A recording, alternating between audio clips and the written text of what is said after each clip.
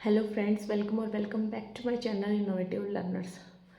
सो friends, आज की video में आपको अपना एक्सपीरियंस बताने वाली हूँ कि कैसे मैंने केवीएस में पीआरटी की जॉब पाई है, क्या क्या मेरी स्ट्रेटजीज़ रही है, क्या मेरा रियल लाइफ एक्सपीरियंस था। बिल्कुल ऑनेस्ट मैं आपको अपना एक्सपीरियंस बताने जा रही हूँ आज की वीडियो में। सो आई होप कोई कनेक्ट कर पाए और कोई मतलब इससे कुछ इंस्पिरेशन लेना चाहे तो ले सकता है, क्योंकि सबकी जर्नी अलग अलग होती है। तो मेरी भी एक जर्नी है जो मैं आप सबके साथ शेयर करना चाहती हूँ, क्योंकि काफ़ी ज़्यादा मेरे पास इंस्टाग्राम पे भी और कमेंट भी आए हुए थे कि मैम अपनी जर्नी के बारे में बताइए, कैसे क्या आपने शुरुआत की। तो मैं अपने बारे में बता देती हूँ। मेरा नाम अंशु है, मैं हरियाणा के सोनीपत ज़िले से बिलोंग करती हूँ।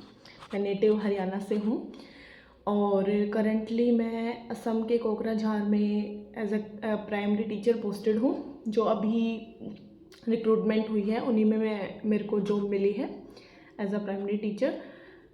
तो मैंने आफ्टर 12th डिप्लोमा किया था, 2 ईयर डिप्लोमा इन एजुकेशन।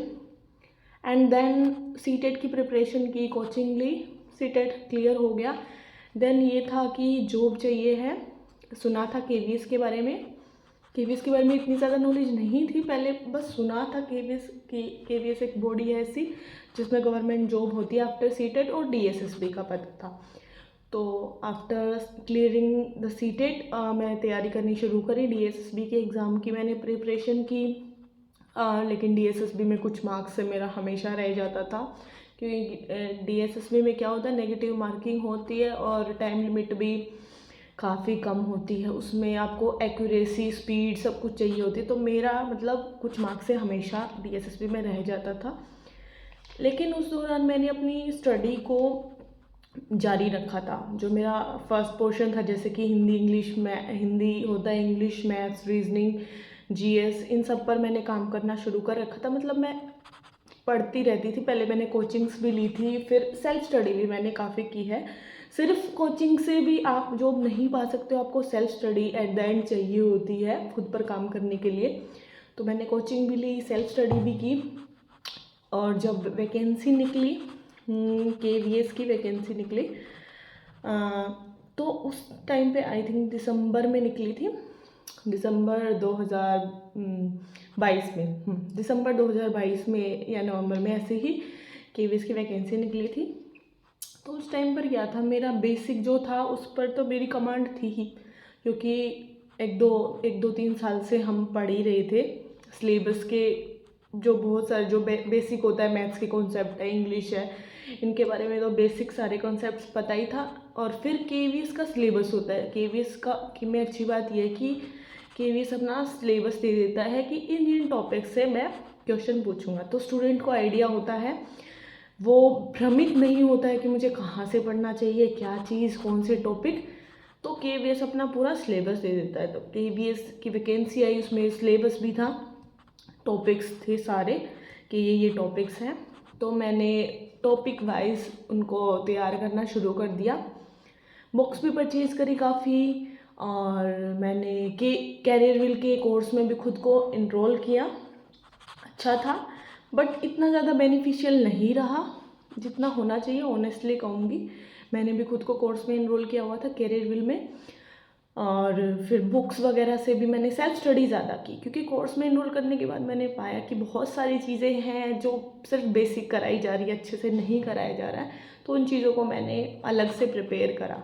वैसे हेल्प तो मिली, कोर्स से हेल्प तो ज़रूर मिलेगी आपको, लेकिन साथ में सेल्फ स्टडी भी बहुत ज़्यादा ज़रूरी होती है। कोर्स आपको क्या करता है, कोई भी आप कोर्स परचेज़ कर लेते हो, वो आपको एक डायरेक्शन में स्टडी के लिए मोटिवेट करता है, एक टाइम टेबल आपका बन जाता है, एक टाइम फ्रेम में आप चीज़ों को कवर कर लेते हो। लेकिन जो भी आप कोचिंग ले रहे हो, कुछ भी कर रहे हो, साथ में जैसे कोई टॉपिक आपने पढ़ा तो साथ में उसकी सेल्फ स्टडी भी करो। वहाँ पर जितना पता है ठीक है, उसको करो, उसको अच्छे से नोट्स वगैरह अपने बनाओ, लेकिन साथ में आप क्या करिए, सेल्फ स्टडी बुक से भी, उस अलग अलग बुक से, गूगल से उस टॉपिक का रेफरेंस लीजिए कि इसमें ये भी एडिशनल चीज़ें हो सकती है, ये भी तो नोट्स बनाए। यहाँ जहाँ भी आप किसी भी टॉपिक के नोट्स बना रहे हो, उसमें कुछ स्पेस आप छोड़ सकते हो, ताकि उसके बारे में एडिशनल आप कहीं से पता कर रहे हो तो उसमें आप ऐड कर सकते हो अच्छे से।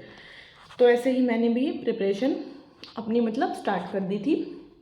फिर एग्ज़ाम भी जल्दी हो गया, मतलब जितना एक्सपेक्टेड नहीं था उससे भी काफ़ी ज़्यादा जल्दी, 1-2 महीने में ही एग्ज़ाम की डेट आ गई और एग्ज़ाम अलग अलग शिफ्ट्स में KVS के हुए। तो मेरा भी ऐसे ही लास्ट शिफ्ट में था। अभी लास्ट शिफ्ट वालों को क्या होता है बहुत ज़्यादा मतलब उनको डिसएडवांटेज भी होता है, क्योंकि जब नॉर्मलाइजेशन प्रोसेस होता है ज़्यादातर जो लास्ट शिफ्ट वाले बच्चे होते हैं उनके काफ़ी ज़्यादा मार्क्स कटते हैं। तो मुझे था कि मेरे नॉर्मलाइजेशन में ऐसा ऐसा होगा, तो मैंने एग्ज़ाम दिया। एग्ज़ाम बहुत ज़्यादा ईजी आया था आपकी बार, जो KVS PRT का जो एग्ज़ाम था ऑनेस्टली बोल रही हूँ मैं, काफ़ी ज़्यादा ईजी था। तो एग्ज़ाम दिया मैंने, काफ़ी ज़्यादा ईजी था, अच्छा अटैम्प्ट हुआ मेरा। लेकिन हम जितना एक्सपेक्ट करते हैं उससे कुछ नंबर हमारे कम ही आते हैं, हमेशा ऐसा ही होता है। तो मैंने तो सोचा था कि मेरे 160 प्लस ही मार्क्स आएंगे, पर 160 प्लस नहीं आए थे। मेरे 140 प्लस मार्क्स थे, 140 से प्लस थे। तो वहाँ तो मुझे ठीक था कि मेरे 140 प्लस है, मैं सेफ जोन में हूँ, मैं UR कैटेगरी से हूँ, तो UR के लिए 140 प्लस ठीक रहेगा। 140-145 के बीच में ही थे मेरे मार्क्स। लेकिन बाद में क्या हुआ, जब नॉर्मलाइजेशन हुई, जब हमें मार्क्स देखने को मिले, जब रिटर्न का रिजल्ट आया था ना, उसमें आपका नॉर्मलाइज जो स्कोर है वो भी आया था, तो मेरे नॉर्मलाइजेशन में मार्क्स कट गए कुछ बहुत ज़्यादा, मतलब 8-9 नंबर थे मेरे जो कट गए नॉर्मलाइजेशन प्रोसेस में।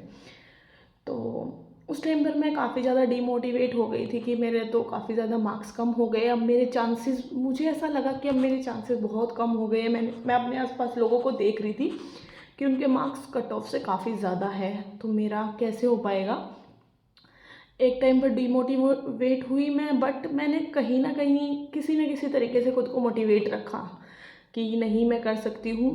बहुत सारे लोग ऐसे भी होते हैं क्योंकि जो कट ऑफ पे होते हैं और उनको भी मिल जाती है, तो मैंने ऐसा करके खुद को मोटिवेट करा कि मैं इंटरव्यू में इतना अच्छा करूँ, 50 प्लस मार्क्स लेके आऊँगी। तो मैंने ऐसे करके खुद को मोटिवेट रखा, और फिर जब इंटरव्यू का दिन आया, मतलब इंटरव्यू की पूरी प्रिपरेशन की मैंने। मेरा जो इंटरव्यू था वो मुंबई में आया था, तो मुंबई में इंटरव्यू आया था, नई जगह थी, पहले मैं मुंबई कभी गई भी नहीं थी, तो ऐसे डर भी लग रहा था कैसा क्या होगा। बट मैंने खुद को मोटिवेट करके पॉजिटिव माइंड रह के इंटरव्यू के लिए मैं गई, और इंटरव्यू मेरा स्टार्टिंग से ही मतलब अच्छा था। पैनल में 6 से 7 मेंबर थे पूरी पैनल में, पैनलिस्ट जो थे 6 to 7 थे, उनमें एक फीमेल थी और सारे मेल थे। तो वहाँ पर जो आपसे क्वेश्चन पूछते हैं ना, आप जैसा खुद को सेल्फ इंट्रोड्यूस करते हो वहीं से वो क्वेश्चन उठाना स्टार्ट कर देते हैं। लाइक मैंने अपना इंट्रोडक्शन दिया, तो इंट्रोडक्शन में आप एक ऐसा पॉइंट ड्रॉप कर सकते हो जिससे वो क्वेश्चन ज़रूर उठाए, ताकि वो अट्रैक्ट हो उसकी तरफ। तो जब मैंने अपना इंटरव्यू दिया तो मैंने उसमें एक पॉइंट छोड़ा था, I have good communication skills. तो एक मैम बैठी हुई थी, उन्होंने उसी में से क्वेश्चन मेरे से करना स्टार्ट करा, what do you mean by communication skill. मैंने पूरी प्रोसेस बताई, as a sender receiver and बीच में चैनल होता है। तो उन्होंने ऐसे पूछ लिया, क्लासरूम में जब आप इंस्ट्रक्शन देते हो, क्लासरूम में आपके हिसाब से कौन सेंडर होता है, कौन रिसीवर होता है। ऐसे ही उन्होंने क्लासरूम पेडागोजी से मेरे से क्वेश्चन उठाने स्टार्ट कर दिए। तो मैं देती गई उन क्वेश्चंस के आंसर, और जो पैनल में 4-5 मेल और थे, तो उन्होंने भी अलग अलग क्वेश्चन किए मेरे से। और फिर क्या हुआ, वो डेमो की बारी आती है। फिर उन्होंने इतनी सारी बुक्स पाइल अप करके रखी थी, काफ़ी ज़्यादा ऐसी इतनी सारी बुक्स थी पूरी टेबल पे, बहुत बड़ी टेबल थी। तो उन्होंने एक बुक उठाई और मुझे बोला, एक पेज खोल दिया उन्होंने, सीधा ऐसे बुक उठाई और ऐसे रैंडमली कोई भी पेज खोल दिया, बोले कि इसको पढ़ा के दिखाओ भी। तो मेरे साथ क्या हुआ कि जो सब्जेक्ट उन्होंने दिया ना, इंग्लिश की पोम्स, इंग्लिश की मैंने बुक ही नहीं पढ़ी। मुझे लगा अगर डेमो टीच कराएंगे तो मैथ्स EVS के जो टॉपिक्स थे वो मैंने प्रिपेयर करे हुए थे, तो इंग्लिश की मैंने सोचा स्टोरी पोएम्स ये कौन पढ़वाएगा, तो मैंने इनको प्रिपेयर नहीं किया। और माय बैड लक कि उन्होंने जो खोल के दिया मुझे एक पोएम थी इंग्लिश की, बट थोड़ा सा मुझे नर्वसनेस फील हुई एक सेकंड के लिए। फिर मैंने सोचा नहीं, बी कॉन्फिडेंट और मैं कर पाऊँगी। तो मैंने बुक को लिया, 4-5 सेकंड उसको देखा कैसा कुछ है उस पोम के अंदर, और फिर मैंने पढ़ाना शुरू कर दिया। उन्होंने बोला बोर्ड की कोई फॉर्मेलिटी नहीं, आपको कोचिंग्स वाले बोलते हैं कि आपको बोलना है हेलो बच्चों, मतलब कि आज डेट कितनी है, आज हम ये टॉपिक करने वाले, ऐसा बिल्कुल भी नहीं था। उन्होंने सीधा मुझे बोला कोई फॉर्मेलिटी की कुछ ज़रूरत नहीं है, आप सीधा जो क्लासरूम में इस फॉर्म को टीच करना स्टार्ट कर दीजिए कि बच्चों को कैसे टीच करोगे, हमें कोई फॉर्मेलिटी नहीं चाहिए, कोई बोर्ड वर्क नहीं चाहिए, आप सीधा डिलीवर करना स्टार्ट कर दीजिए। तो मैंने उसको पढ़ाना शुरू करा विद एक्शंस। मैंने बुक हाथ में लिटरली ले रखी थी और विद एक्शंस उसको पढ़ाना शुरू किया। फिर उन्होंने बीच में रोक लिया कि अब आप आ जाइए। फिर मुझसे उसमें जो न्यू वर्ड्स होते हैं, जैसे पोएम होती है उसमें न्यू वर्ड्स होते हैं, तो मेरे से उन न्यू वर्ड्स से क्वेश्चन उठाने शुरू किए कि इसको आप बच्चों को कैसे इंट्रोड्यूस करोगे, इस वाले वर्ड को, इसको कैसे बोलो, मतलब ऐसे ऐसे क्वेश्चन उन्होंने काफ़ी सारे किए। तो मैंने जवाब दे दिए। लास्ट में जो क्वेश्चन था उस जो फीमेल जो टीचर बैठी हुई थी, फीमेल जो मेंबर थी, उसका ही था मेरे से लास्ट क्वेश्चन। तो लास्ट क्वेश्चन पूछा, मैंने रिप्लाई कर दिया, फिर उन्होंने बोला वेरी गुड, अब आप जा सकते हो। मेरा इंटरव्यू मुश्किल से 15 मिनट चला होगा, 15 मिनट्स। उन्होंने बोला यू कैन गो। मैंने बोला सच में मैं अभी जा सकती हूँ? बोले हाँ बेटा आप जा सकते हो। तो मुझे लगा कि काफ़ी छोटा इंटरव्यू हुआ है, पता नहीं कैसा हुआ है, अच्छा हुआ है या फिर बुरा हुआ है। मुझे लग रहा था काफ़ी छोटा, क्योंकि कई बच्चों का आधा आधा घंटा, ऐसे भी बड़ा बड़ा इंटरव्यू भी चल रहा था, लेकिन मेरा ज़्यादा कम टाइम फ्रेम का ही था इंटरव्यू। अभी पॉजिटिव नेगेटिव दोनों वाई वारी थी, पता नहीं क्या होगा, बट एट लास्ट जब रिज़ल्ट आया, जब मैंने अपना नाम देखा, और तब बहुत खुशी हुई कि मेरा इंटरव्यू बहुत अच्छा गया था। फिर मैंने अपने मार्क्स कैलकुलेट करे तो मेरे 54 55 ऐसे कुछ मेरे इंटरव्यू में मार्क्स आए हुए हैं, क्योंकि मेरे जो मार्क्स से रिटर्न में इतने ज़्यादा नहीं थे। नॉर्मलाइजेशन में जैसा कि मैंने बताया मेरे मार्क्स कम हो गए थे, लेकिन इंटरव्यू मेरा अच्छा गया तो उसमें मुझे अच्छे मार्क्स मिले। तो यहाँ पर जो इंटरव्यूअर है ना, तो यही मैं आपको बता रही हूँ कि अगर रिटर्न में आपके कट ऑफ पे भी मार्क्स हैं बेशक से KVS में, बट आप अपने सब्जेक्ट पर कमांड है, आप कॉन्फिडेंट हो, आपको टीचिंग पेडागोजी का पता है, आप कॉन्फिडेंट हो, बच्चों को पढ़ा सकते हो, एंटरटेन कर सकते हो, तो आपको वो सेलेक्ट कर लेंगे। हमें कॉन्फिडेंस होना बहुत ज़्यादा ज़रूरी है, उस टाइम पर नर्वस बिल्कुल भी नहीं होना है। तो अगर इंटरव्यू की अच्छी तैयारी कर लोगे तो रिटर्न में कोई मायने नहीं रखता कि आपके कट ऑफ पे भी मार्क्स है, तब भी आप सेलेक्ट हो सकते हो।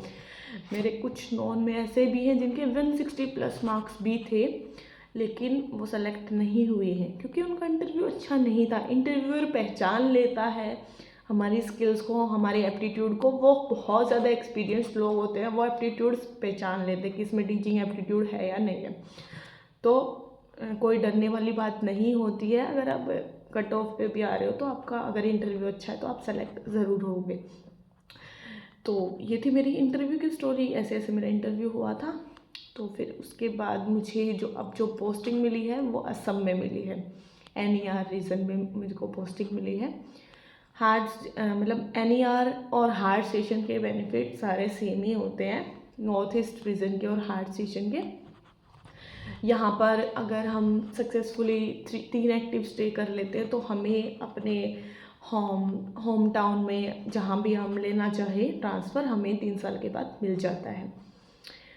तो यही थी मेरी जर्नी KVS को लेकर। और काफ़ी सारे जो मैसेजेस आए हुए थे मेरे पास कि इसके लिए एलिजिबिलिटी क्या होती है, KVS में फॉर्म भरने के लिए एलिजिबिलिटी क्या होती है, उसको मैं आंसर दे देती हूँ।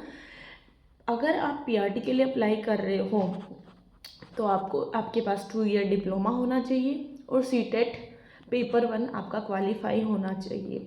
अगर ये दोनों चीज़ हैं आपके पास तो आप KVS के लिए जा सकते हो। और TGT के लिए आपके पास BEd होनी चाहिए और TGT वाला CTET पेपर 2 आपका क्लियर होना चाहिए। उसके बाद आप मतलब KVS TGT के लिए अप्लाई कर सकते हो। एंड PGT के लिए आपके पास मास्टर्स विद BEd होनी चाहिए, ये एलिजिबिलिटी रहती है PGT के लिए। मास्टर्स विद PGT है अगर आपके पास, मास्टर्स विद BEd है अगर आपके पास, तो आप KVS PGT के लिए जा सकते हो। ये एलिजिबिलिटी होती है KVS PGT के लिए। और अगर आपका इससे अलग भी कोई क्वेश्चन है तो आप मुझे कमेंट बॉक्स में डाल सकते हो, मैं आपको बता दूंगी। और हमारे स्कूल में बहुत सारे टीचर हैं जो न्यूली रिक्रूटेड है, टीजीटी पीजीटी।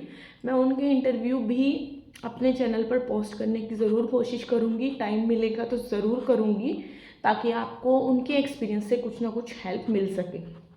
तो ये था मेरा एक्सपीरियंस। अगर आपको कहीं से भी कहीं से भी लगे, इससे कोई फ़ायदा लगे, तो इस चीज़ को आप अपने रूटीन में फॉलो ज़रूर कर सकते हो, क्योंकि सबका एक्सपीरियंस क्या होता है, अलग होता है। तो आप अगर किसी और से रिलेट कर रहे हो तो उससे रिलेट करके आप अपनी तैयारी कर सकते हो। अगर मेरे से रिलेट कर रहे हो आप, तो आप ऐसे भी अपनी तैयारी कर सकते हो। तो आज के वीडियो में बस इतना ही, मुझे अपना एक्सपीरियंस ही शेयर करना था आप लोगों के साथ। आई होप आपको वीडियो पसंद आई हो, और वीडियो अगर पसंद आई तो वीडियो को लाइक कर देना और वीडियो को शेयर भी कर देना, ताकि कोई इससे रिलेट कर पाए और उसे हेल्प हो जाए। Thank you so much. Bye bye, take care.